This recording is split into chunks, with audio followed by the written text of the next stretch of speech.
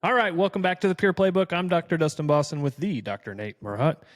Super excited for another episode on the Pure Playbook where we're going to talk about more resources and information for student athletes and their parents trying to keep up. As we've been on climb here in the practice of the Pure Athlete, it's been a great couple of months. So it's interesting on this topic. We're starting to hear more of this in the practice. So this month has been all about the more of the mental pillar of the Pure Athlete. Physical, mental, relationships is really the three pillars of the Pure Athlete here in the practice. But this one's going to be all about mental recovery. In a sense, that's what's going to try to keep us on track anyway. Right. On the heels of a great podcast last week with Cody Welker, who is a personal fitness trainer. So if you haven't watched that, make sure you watch that one. But this one's going to be good. I actually just received another text and a call this morning from a mom. And she goes, full disclosure, I have not talked to my athlete about this, so please keep it confidential. Don't let them know I said anything. But it's been super cool to be able to pour into these athletes, all of us here, whether it's you, me, or Sam, or my wife. And so we know the mental game is very real when it comes to these athletes. And we've always said that. So to be a resource to at least talk some things through and be an ear and kind of bring some perspective and have that trusted relationship, which we've always said. It's like the two people that these kids don't listen to first, or their parents and their coaches, and to be able to fill that gap.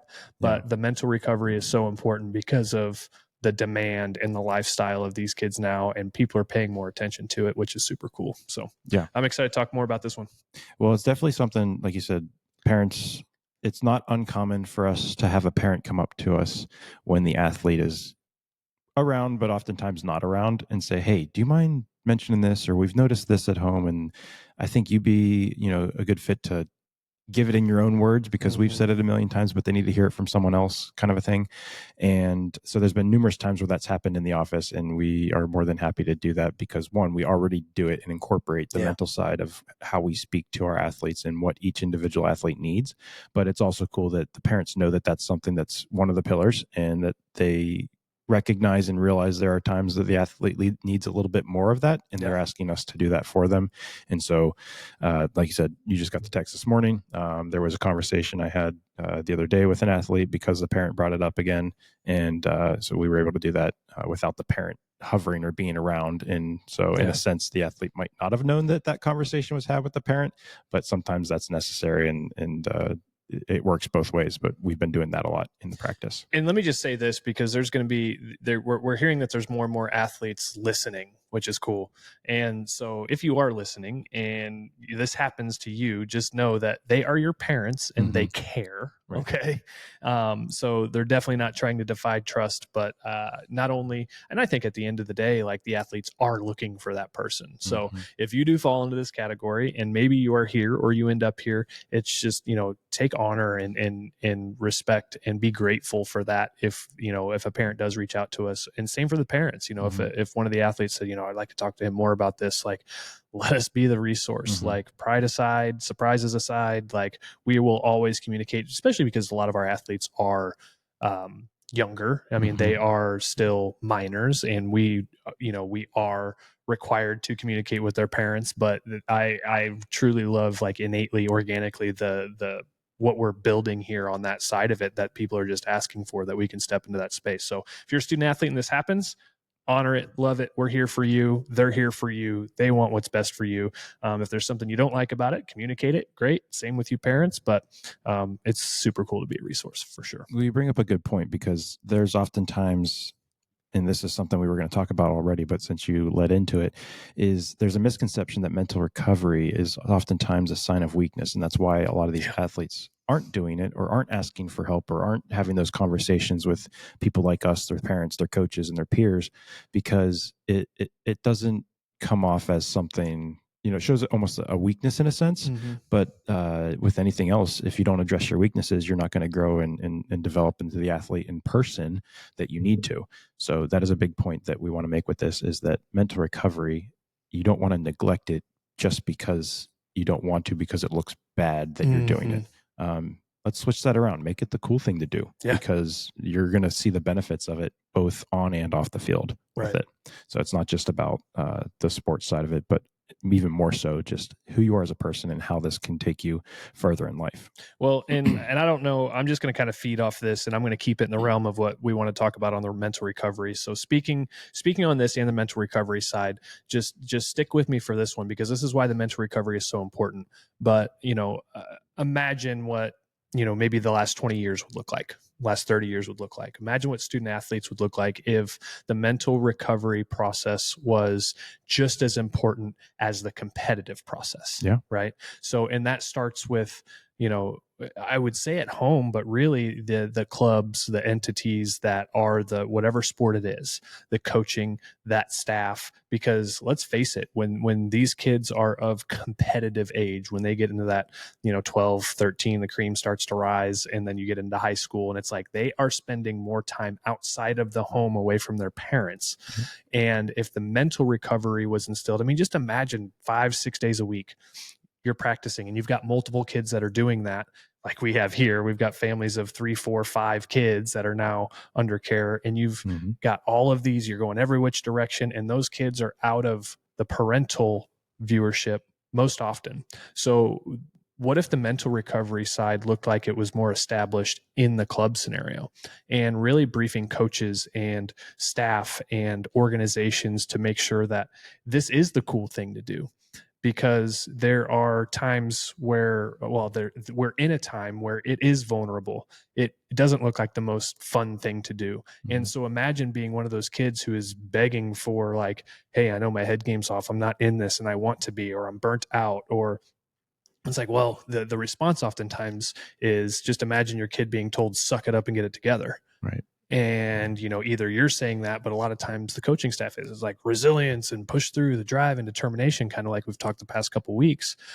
And just imagine those athletes, and there's a lot of them this happens to, that don't ever get that taken care of. They don't feel honored in that. And they're just like, okay, so they keep shoving it down, compacting it down like a trash compactor, all of these things that they know about themselves, but they just push through, and whatever happens. And then burnout is on the rise. But even more importantly, the mental side of who they are away from the field now, which mm-hmm. they love so much, now overflows into home with their siblings, in the classroom. And now you've got grades declining, you've got relationships being torn apart, all because they're starting to seclude themselves. And then eventually it's like, well, what's wrong? Well, maybe they're ADD, maybe they need this and they need to go on this, and their anxiety, and all those things are built, when all it could have taken at that point was a conversation of like, hey, I'm not in this, or hey, I notice you. Mm-hmm. Like, what if we were the first ones to step up from, as a coach or even as a parent, like, hey, remove me from dad right now. Right. Like, tell me what's going on. Like, mm-hmm. you can trust me. And then you get the, like, I just don't feel like I'm good enough. I feel like I'm failing the team, or whatever it is. Here's what I want to work on. Or you help them figure out what it is that they want to work on. And you start to create a space where that is the most important thing. And it's not so much, well, let's just suck it up and get through and just keep hitting, shooters shoot, hitters hit, like just keep doing the thing and put more time in and be more. And it's like, they always hear the bad thing. Like, hey, get there faster. Hey, move here quicker. Hey, lift more. Hey, you got to be up, be on time, be early, be. And it's just like, be. And it's just like, hang on a second. What if we start honoring them and hearing and seeing them as a person, which then escalates their performance, but they start hearing the good things. Right. And in backing it up with, hey, great job, next time this. Mm-hmm. It's like, oh, okay. And it's that feedback. There's so many things in this, but imagine continuing to have to shove those things down, never being heard, because the competition is the most important. I was talking to another parent, like, it's fun to win. Mm-hmm. Like, I am not on the team of like, we're here to have fun and participation trophies. Like, no, right. Like, I'm okay with losing. And I'll be honest, I'm a worse loser than I am a winner. Like, yep. I don't like it. But having that, it's like, we're here to win, but we're also here to build the person in front of us in a way that sports only can. And we're starting to lose a little sight of that, and keep compacting that down. And then all of a sudden you're in an environment that is way uncontrolled by you, and you have to perform. Confidence is down because of how you've been drilled the first 16, 17, 18 years of your life.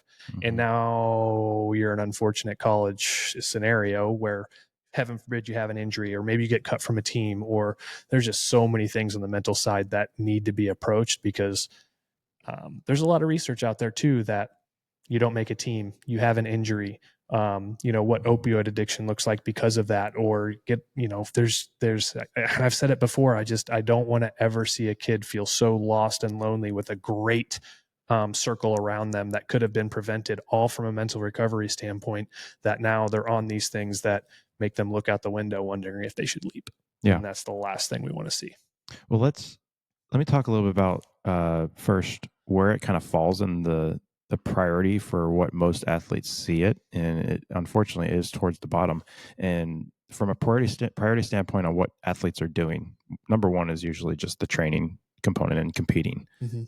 Probably competing's first, then training is under that, and then you get the physical recovery. Unfortunately, is under that, Yeah. which this whole pyramid, if you want to call it, should actually be turned upside down. And then under the physical recovery, we have sometimes the nutritional aspect of recovery that we talked about before, and then the mental recovery is usually last. So one, knowing that it's something that is necessary and needed, and prioritizing it oftentimes even over some of those other things, because if you don't recover within those three categories I just listed off, the competition and the practice and the training is not going to happen anyway at the level that you want it to.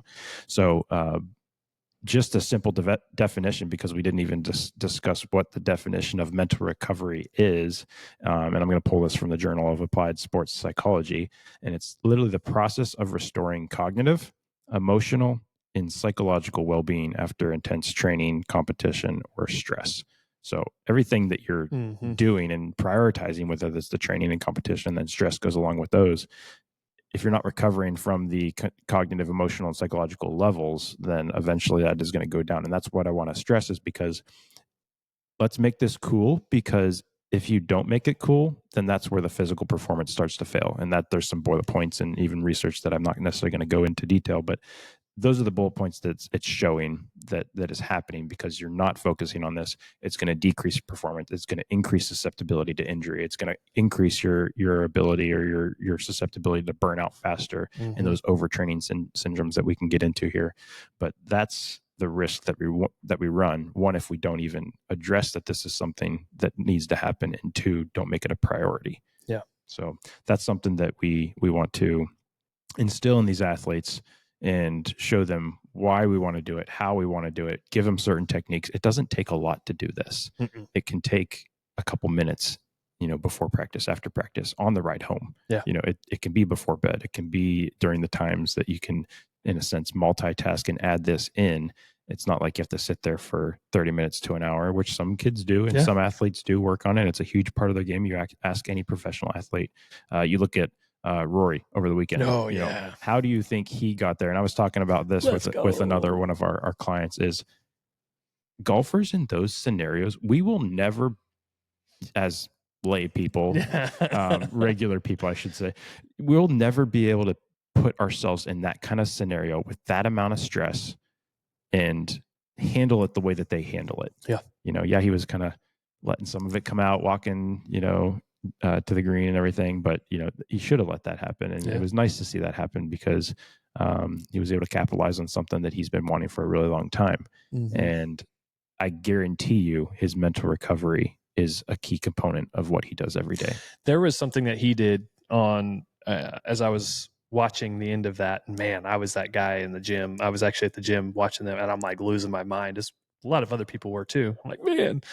And I don't know if you caught it, but when he finished 18 and he missed that 5 or 6 footer that would have just won it outright, put him into a playoff, he walked over behind the green and talked to his wife and kissed his wife right there behind the green, where a lot of times you just head down, nose to the grindstone, tunnel vision, and you just, you push. And I don't know if I've ever really seen, and I'm sure it does happen, but so I'm not going to say it doesn't, but I don't really know the last time I've seen somebody go into a playoff on that kind of stage, and that's what they decided to do. Because a lot of times the conversation is stay locked in. Right. Like there's a time and place. Like, no, you don't want to be distracted, but his wife's there, his daughter's there. And it's like in that moment, and Justin Rose is on the chipping green, and he's on the driving range doing his thing and staying warm. And it's like, what if in those moments you just take a second to be. Yeah. And just be you and honor who you are. And it's like, man, this sucks. I can sit here and piss and moan and get so far in my head. But at the same time, like, what is most important? That was his And grounding moment. it truly was. And then he goes out and he hits an incredible drive on the second 18. Mm-hmm. And Justin Rose sticks it within 15 feet, which is a damn respectable shot in the Masters. Mm-hmm. And then Rory comes in and sticks it within 3-4 feet. Mm-hmm. And so it's like, but the mental aspect, whether he knew or whether that was a strategy or not, I would say no, but allowing himself the moment to be like, you know what, let me reset. And Mm-hmm. innately having the ability to do that. Or if that just felt natural to him to do that in that moment. So as an athlete, honoring that part of yourself where what is your reset? What is it you need to do? And being okay with that. And also, I mean, golf being a one-sided sport or a one-person sport, so to speak, you know, your coach he's there, but it's like you don't have a coach on the bench kind of thing. Mm-hmm. And it's like, but if you are in that team sport where the coach is on the bench and being a coach, assistant coach, staffer, parents, it's like, you know, honoring that when you see that, like, allow that to be okay. I'm not saying he's going to run up to the stands and kiss his mom before, you know, or whatever, but it's like allowing whatever that moment looks like for those athletes is huge, and having that regrounding is such an important thing. And so that was very cool to see. This is a little off topic, but I'm going to talk about it just since you brought it up with the family component. That's how this thing runs the best. There are some athletes, and I just had this conversation with the dad the other day, where one, because I was joking around that I went to a soccer game this weekend with I'm not allowed to go anymore with one of our athletes, and he actually ended up scoring a hat trick. I got actually the one goal on video because I was standing right there. I was like, oh, this is awesome. And so his mom was like, oh, texted Dr. Dustin and said, hey, you can't come anymore. Dr. Nate's the only one that can come because he performed better when Dr. Nate was there. And so there was literally another athlete. I was talking to his dad, and he's like, yeah, that same thing happened, but this kid can't perform when there's out of town guests and grandparents and other people there that he knows. And there's a psychology there. I was like, are you trying to impress? Are you trying to do extra? Are you not in your mental game? You're doing things differently than you normally do. Did your warm up, wasn't the same? Are you worried about what they're going to think of you, how you perform? Those kind of things all play into it. But yeah, there's depending on how you use that family component. Is it grounding for you to know that they're there? Is it stressful that they're there? Are you changing the way that you perform, changing the way you do things? But that's something to address with some of these athletes, because if that's an issue, you want to start to change that. And so that doesn't affect your game from a mental standpoint. But to pull things back in and get a little bit more on track, let's talk a little bit about athlete burnout and overtraining syndrome, because athlete burnout is not only physical. And I was just talking about this with a client that was just here, because he was saying in baseball, these kids are 10 to 12 years old, and they're playing 120, 130 plus games. And he was basically saying it wasn't his kid that was playing these games. It was another team that this was happening with. And these kids are getting burnt out so quick. Yeah. And I was like, yeah, they're not going to want to play when they get to high school. If their goal is to get a scholarship and play in college, one, you're spending 3 times what a scholarship would be to get to play in that league for the time period that they're playing in it in the first place. So that's probably not why they're in it. He was saying a lot of it is because these parents are trying to have athletes play through what they did not get to do when they were younger. Vicariously. That's a whole other conversation on another day. But if you're pushing these athletes to do so much physically, and I guarantee you they're not doing the physical and the mental recovery to the capacity that they need to do with playing that amount. And so they run the risk of the burnout, the emotional exhaustion, the physical exhaustion, the increased injury risk that can put them out mentally and physically. But looking at and knowing those signs of burnout with your athlete, and I'm going to touch on and list some of these out so that you can start to look, one, if you're an athlete listening to this yourself, and start to identify those factors. So if it starts to go down that route, you can start to focus more on the recovery side, or know when to start to focus more on the recovery side. Or as a parent, if you're starting to notice this stuff with your athlete, these are signs and symptoms that you can start to say and start to speak with the professional and be like, what do we do now? How do we, still practice, but add in some things that can, not let this go down a route to overtraining syndrome. But chronic fatigue and lack of motivation is one. So as your athlete, you just I don't really feel like going to practice, or I'm not too excited about traveling this weekend for the game. That's one big one. Declining performance. They're just, they're not motivated to perform, or literally they just can't perform at the level that they used to because their body and mind is physically and mentally not allowing them to do it. Increased anxiety and mood swings. So there's more pressure put on them. There's more games to play. There's all of that's going on in their head. And is that starting to create anxiety? Is it starting to create things that, maybe they're going to eventually be put on a medication because of this stuff? Yeah. It's like, let's not go down that route because we don't need to. Let's focus on the recovery to avoid those scenarios and being put on something. Again, a whole nother podcast going down that route. Mm-hmm. But frequency of illness and injury. Mm-hmm. So if you're getting injured constantly, it's like, well, why? I just healed from this one, and now I'm dealing with a quad strain, and now I healed from the quad strain. Now I got a Achilles, and so why is that continuing to happen? Strep. Oh, they got strep again. Chances are it's not strep, but you strep or runny nose. They got a cold or headaches, migraines. Now you got the flu, and it's like, I'm taking the vitamin D. I'm taking the C. It's like, you can take all you want, but if you're not letting your body recover because it's, the stress is weakening your immune system. Sympathetic overload. Exactly. Immune system goes down. Parasympathetics are low. Yeah. Right. So those are signs and symptoms. If there's that, why is my kid always sick and the other ones aren't? That's a big sign. And then this kind of goes with that declining performance, lack of motivation, but the loss of passion for the sport. Mm-hmm. And whether that's they're playing a sport all year round, and that's part of the issue. That's where that cross training and playing different sports comes into play. And we've talked and discussed that, and we'll probably get more into that in other podcasts, but not allowing those things to turn into burnout. And then I'm going to throw out the term overtraining syndrome, because this is another thing that it can turn into. And I'm going to read off the definition from the Strength and Conditioning National Strength and Conditioning Association. But overtraining syndrome is a psychological and physiological condition where excess training leads to prolonged fatigue, performance decline, and increased injury risk. Mm. So the burnout and the overtraining syndrome go hand in hand, and it can be from a mental side as well as a physical side that we can definitely avoid by just adding in the recovery aspect of those three topics of physical, nutritional, and mental recovery into it, and prioritizing it. Yeah.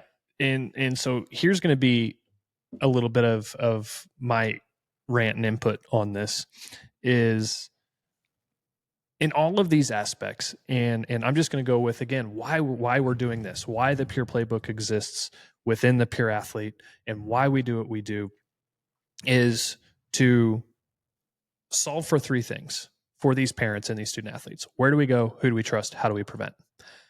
The other thing is, like I've said before, the two things about these athletes is there's two people they don't listen to first. Their parents and their coaches. Not necessarily out of disrespect. They're kids. It's going to happen. The relationships are too close. They want somebody else to be in their corner, like and bridge that gap. And so those are like the top 5 things of what this is all centered around. And I say that to say this. The reason why we're doing that, and the reason why I had this epiphany, and I'm just grateful that you have the same passion and mission, and that we're all doing this together. And Sam and my wife and the ones that are next are truly going to get this, because everything for these student athletes and these parents are reactive. Yeah. Everything's reactive. And we lose sight, and emotion clouds all judgment, and the competitiveness and the nature and the push through and the resilience and all of that speak. While those things are important, you lose sight of what's actually going on. You are jaded, clouded, whatever word you want to use, to where it's like all of a sudden you step back and you go, oh shit. And you didn't see it until you saw it, and you're reactive on it. Mm-hmm. So now you see this and it's like, well, my kid, like, they don't even want to go to pizza after the game anymore. They don't want to stay and watch games. They don't want to practice. They'd rather go to a friend's house and be like, well, can I go here? It's like, we got 2 games this weekend. Yeah, but I'd rather go to the lake with my friend, or like whatever. And it's like, man, and it's like, they have been hiding out in the room, and they have been acting out at school, or they haven't been, you start to see these things, and it's reactive. So the mental recovery side alone is so huge. And it's like, and just let me ask everybody this: how often are you running your child or kids, or your student athletes, to practice? Yeah. And to do something that's wrapped around, typically they'll play 2 sports. So it's like you'll have soccer and baseball player, you'll have a hockey and a soccer player, or whatever it is. Typically it's at least 2 sports. Some people are like, I wish it was only 2 sports. And it's how often is your day, their schedule, hell with your schedule, how often is their schedule wrapped around that? and identify, like, if it's 60, 75% or more time spent in that, ooh, like, Mm-hmm. be careful. Perfect practice makes perfect.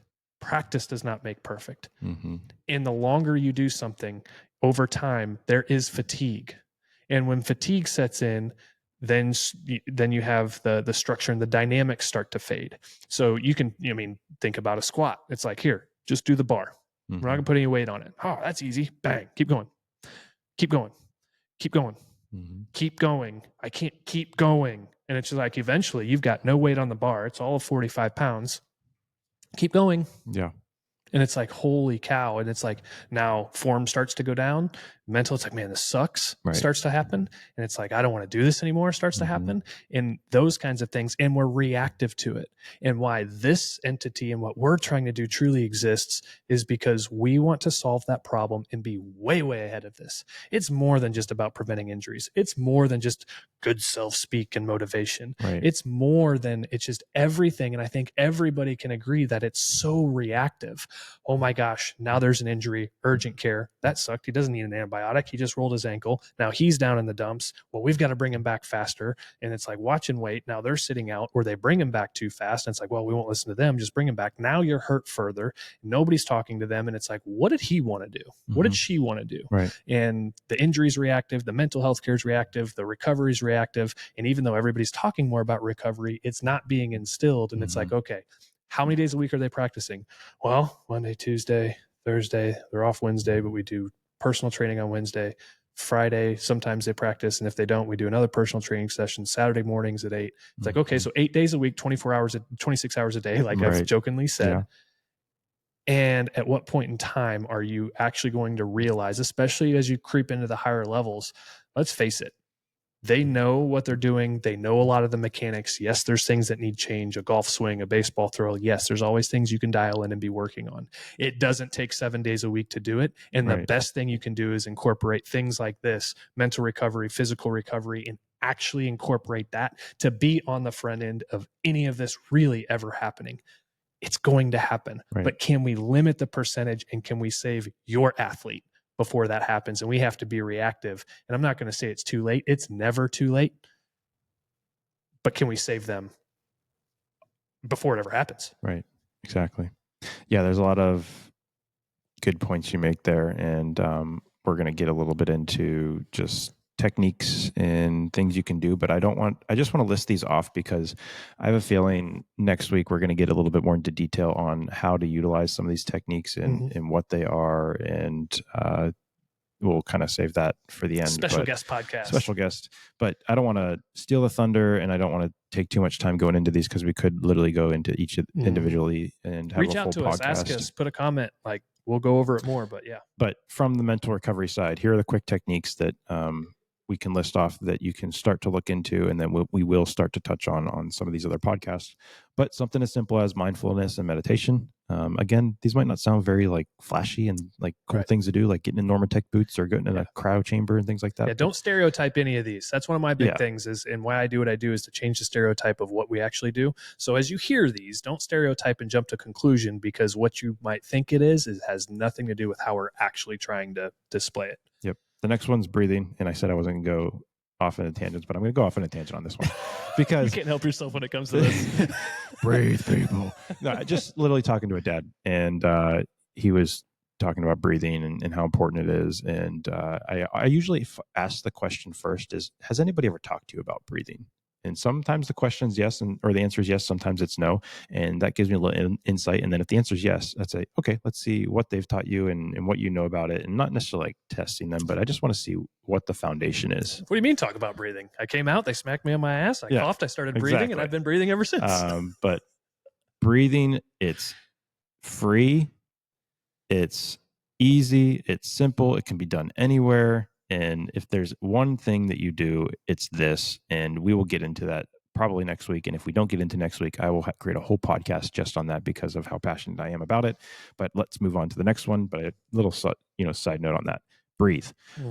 Visualization and mental rehearsal. We talked a little bit about this last time in a couple other podcasts as well. But just the visualization aspect and running through the motions in your mind can literally be a practice in itself. And you don't have to actually have the physical practice, because there is physiologic changes that happen when you visualize or mental rehearse.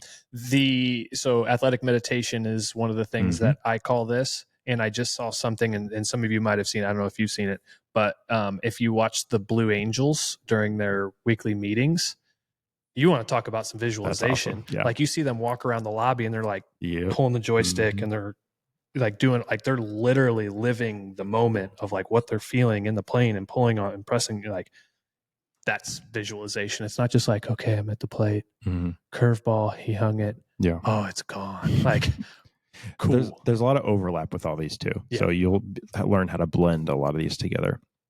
Journaling and reflection is another one. And then the other point that we want to touch is balancing the training and recovery, which is something that we think is already overloaded on the training and the competition side and not the recovery side. Let me give you the hack to the journaling and reflection real quick. Listen up.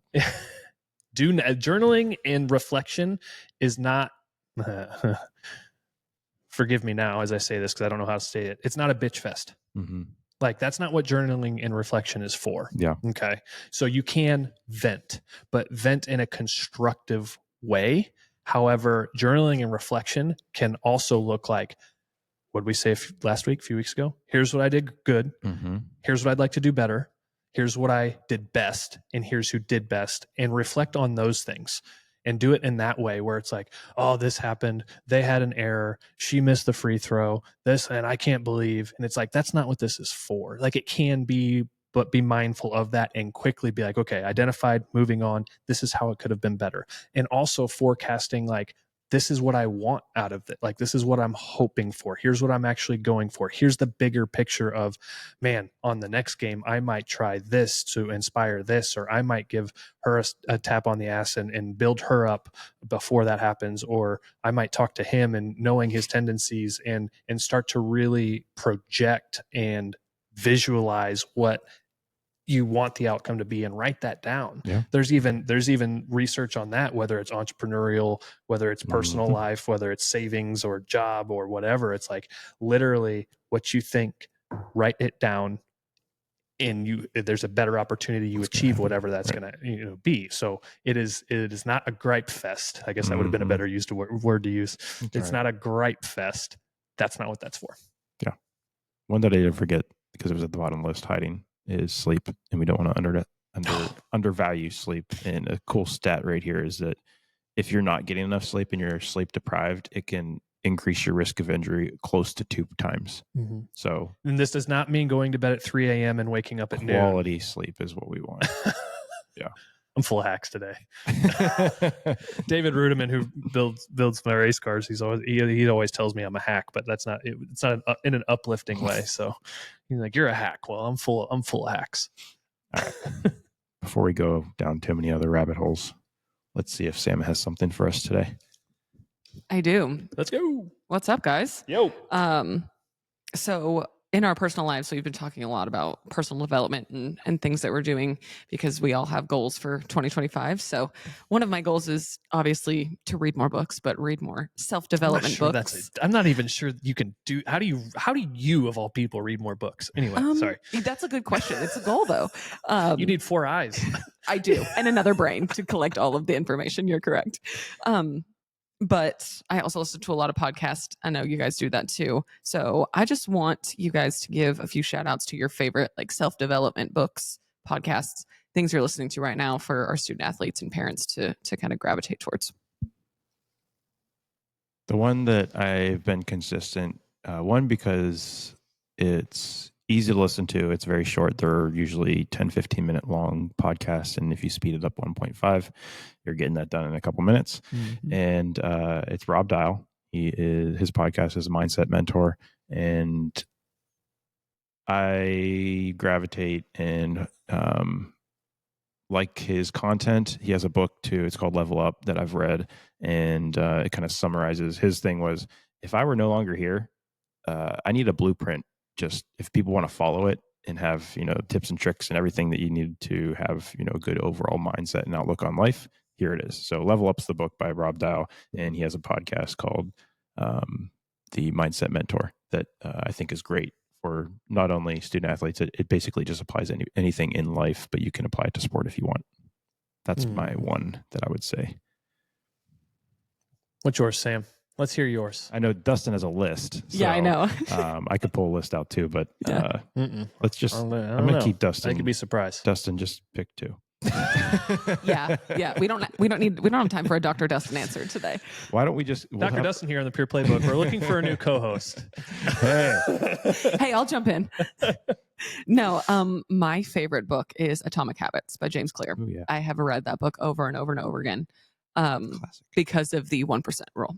I have to remind myself that every day. He talks about getting 1% better every day and making sure that your habits are attractive and they are attainable and doing them every day and getting 1% better every day. So Atomic Habits, if you haven't read it, it's a great foundation for everything that we have been talking about in life and in sport. All right, number one.